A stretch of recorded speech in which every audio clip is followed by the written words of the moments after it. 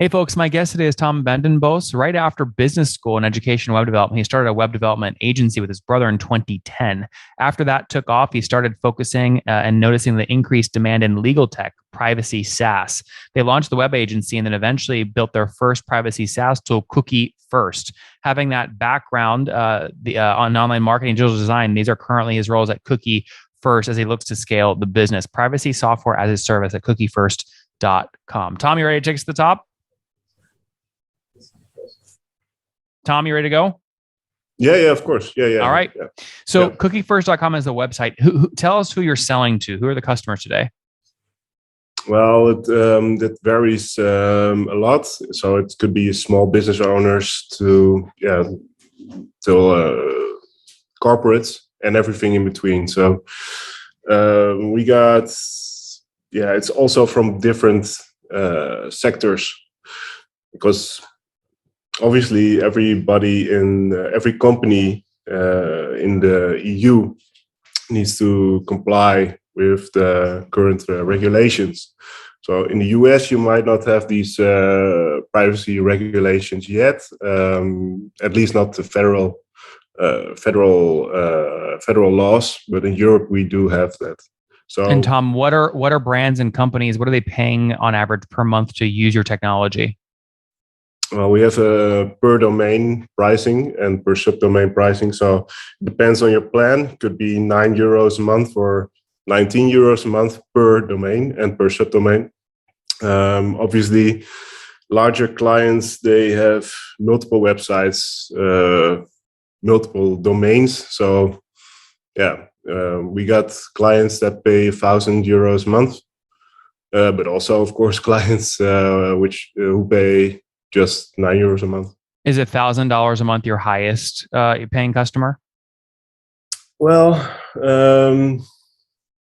I guess it's the highest paying customers could be €1,500 a month. Okay. Yeah. And how many websites would they be managing? Probably. Well, we do. I need to look that up because we do have the bulk discounts. So we have two pillars which we base the monthly fee on, which is the number of domains and the monthly traffic, the combined traffic across all domains and subdomains. Mm-hmm. So suppose a company would come to us and they say, okay, we got a lot of domains, but small traffic across the domains, then we might be able to give them a bulk discount. Understood. So there's a big range here, $15 a month up to $1,500 per month. But if you look at all your paying customers today, I'm going to force you into an average here. What's the sweet spot? Is $500 a month a good sweet spot? So if you would take the average, yes. Okay.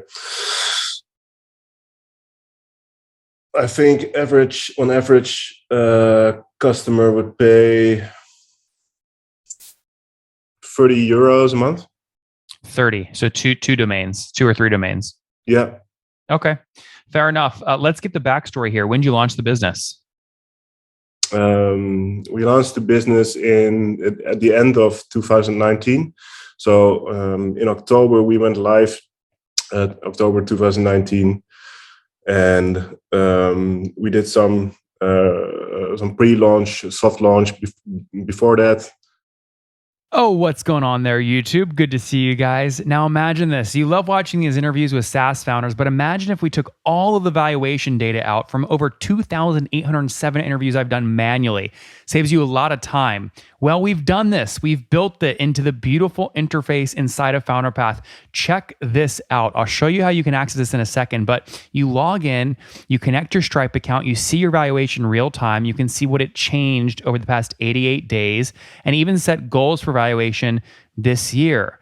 Now, the secret to valuation is there's many different ways to value a SaaS business.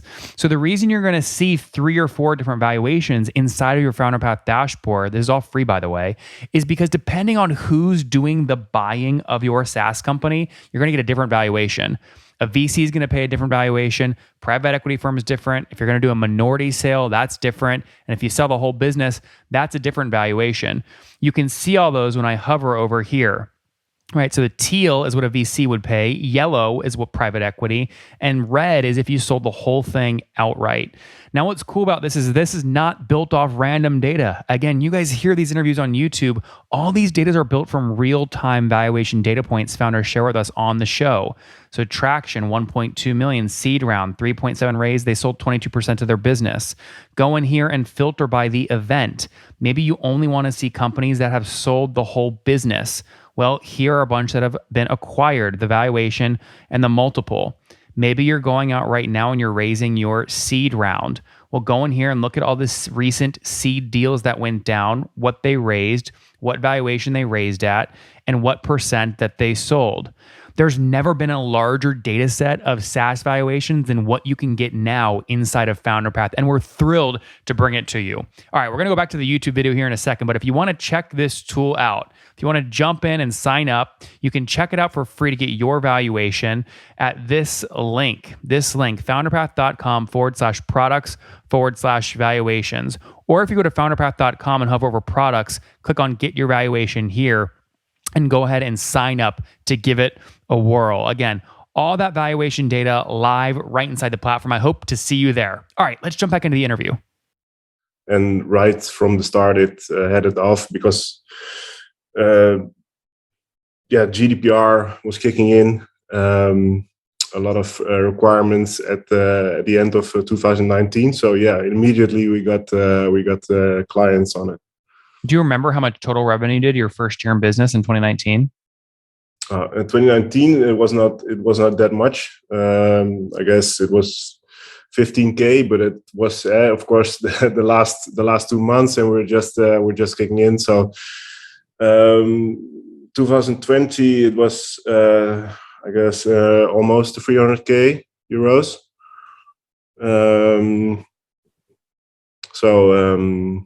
From there it grew a lot. What are you at today? Last year we had was it 885K euros, what we did, and we plan to do next year. We hope to do 1.2 million. It sounds like 885K euros would be north of $1 million USD run rate. So congrats on breaking the $1 million mark. Did you do all this bootstrapped, or have you raised capital? It's all, we've been bootstrapped, and there's a lot of VCs that are interested. So we get contacted by people all the time. However, and we are, of course, we're interested in that, but we think it might be too early. We're currently working on a few other privacy SaaS tools, which we want to do, which we want to launch first, see how that goes, and right after the launch, and we get a couple of customers on those platforms, then we want to start funding. Mm-hmm. And why do you want to go raise capital? You obviously have to give up equity if you want to do that. Yeah, I know, but I guess we might need it to really, to get more budget for marketing. Mm-hmm. What are you currently spending per month on marketing? I guess last year we spent 200,000 euros. The whole year. What was that mainly on? Google ads, Facebook ads, something else? It was LinkedIn ads, and but mainly Google ads. Yeah. Interesting. So with that Google ad spend, how much do you have to pay to get a new $40 a month customer? This was told.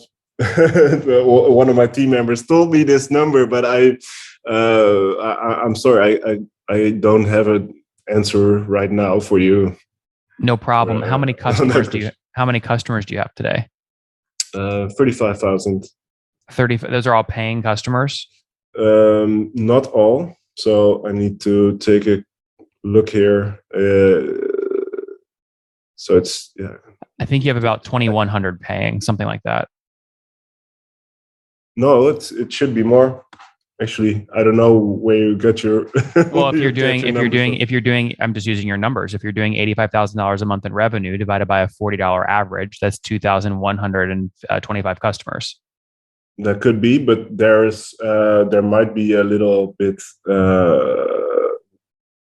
It might be a little bit off because we do work with resellers which have a discounted price. So um, I need to take a look at that number. Well, Actually. so what's your guess? I mean, how many paying customers do you have? Do you own? You want me to look it up? Yeah. Yeah, I think it's 5,000 or something. Okay, about 5,000. Cool. So average ARPU might be lower than 40. That's because sometimes you sell through resellers, so you don't actually make the full $40.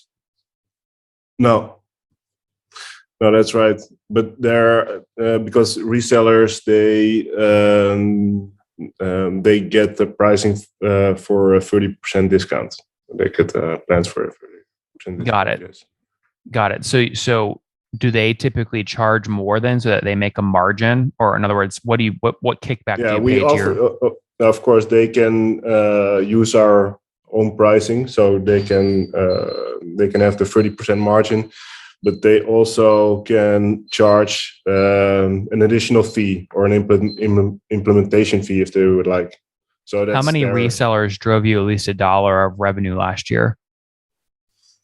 I guess we got 350 resellers. So There's 350 350.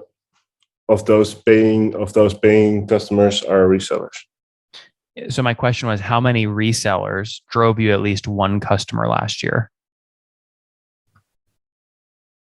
Do you know? Okay, so that's that is at least the 350. So a reseller only drives you one customer each? No, no, no, no. Of course. So Tom, the question is, you have 350 customers last year from resellers. No, Those could we have got all, 350 resellers. okay. My question was, how many customers last year did you get from resellers? So if Oh, there's that's 350 resellers, there's going to be more customers from the resellers unless they all only signed up one customer. that's probably a lot more because most we got resellers who do with like 80 clients or 100.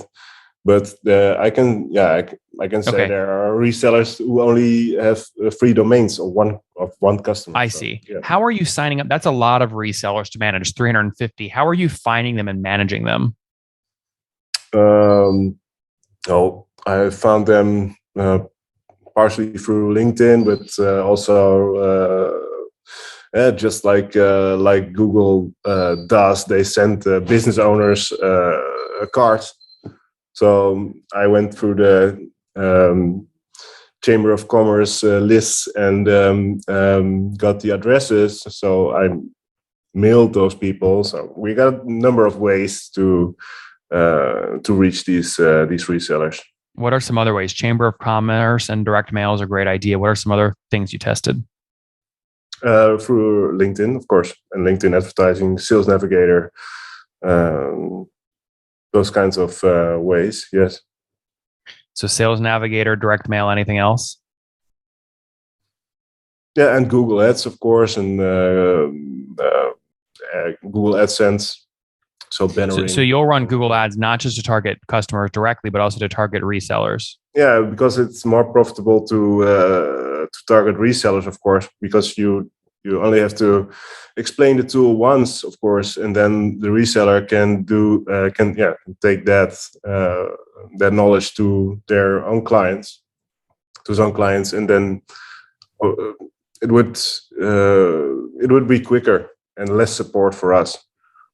I understand. How many folks are on your team today? We got 9. 9. And how many of those are engineers? 6. 6 engineers. Why do you laugh when I ask that?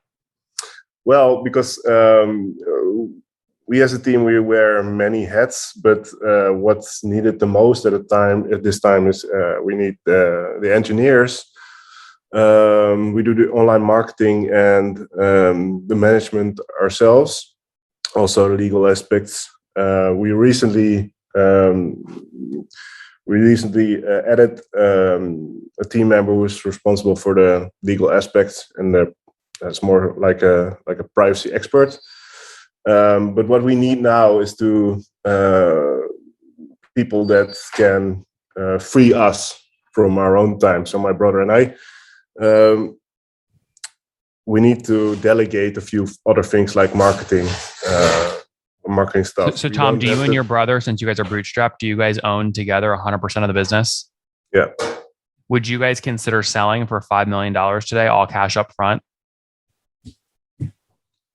I think that would be not enough, but of course that is something that I need to discuss because we're both 50% shareholders, so I can't take that. I can't answer that question right now. All right, we'll see what happens. In the meantime, though, congrats on the growth. Let's wrap up with the famous five. Number one, what's your favorite book? My favorite book. Actually, I got it right here. It's a data protection implementation guide. Sounds thrilling. Quinn.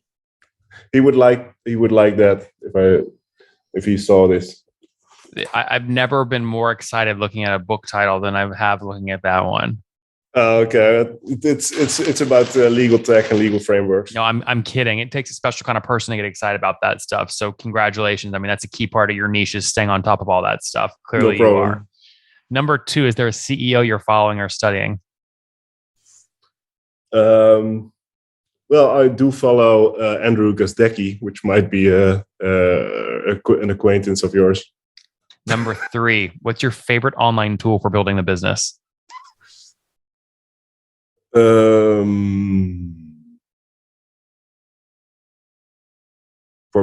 building the business, I'm a designer, but for shaping the tool and the UX, we use UXPin. UXPin. I don't know. Right. I don't know. Number if that's four, how many hours of sleep do you get every night? 6. And what's your situation? Married, single, kids? Both. I'm married and I have 2 kids. 2 kiddos. Okay. And how old are you? I'm 37. 37. Last question. Something you wish you knew when you were 20. I'm sorry? Something you wish you knew when you were 20. What I wished for? Something you wish you knew back when you were 20 years old. Happy wife, happy life. That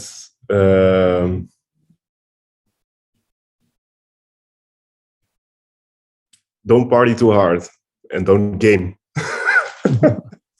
Guys, there you have it. Cookiefirst.com, making it easy for folks, especially back in 2019, brands in the EU to comply with new regulation, new laws. They did $15,000 in revenue in 2019, $350,000 in 2020, $1 million last year, closing out, hoping to grow this year. All bootstrapped, which we love. We're 35,000 free users, 5,000 of which are paid, paying on average between $10 and $40 per month, scaling nicely with their team of 9. Tom, thanks for taking us to the top. Okay.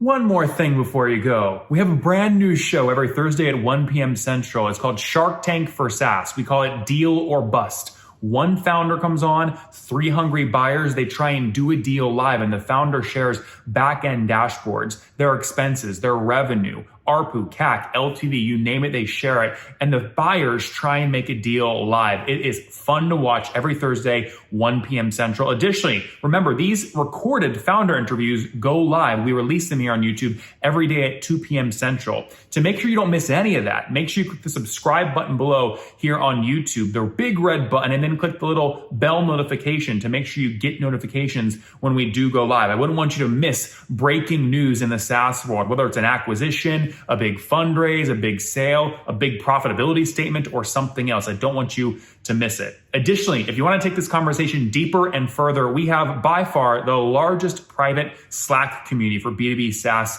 founders. You want to get in there. We've probably talked about your tool if you're running a company or your firm if you're investing. You can go in there and quickly search and see what people are saying. Sign up for that at nathanlatka.com /Slack. In the meantime, I'm hanging out with you here on YouTube. I'll be in the comments for the next 30 minutes. Feel free to let me know what you thought about this episode. And if you enjoyed it, click the thumbs up. We get a lot of haters that are mad at how aggressive I am on these shows, but I do it so that we can all learn. We have to counter those people. We got to push them away. Click the thumbs up below to counter them and know that I appreciate your guys' support. All right, I'll be in the comments. See ya.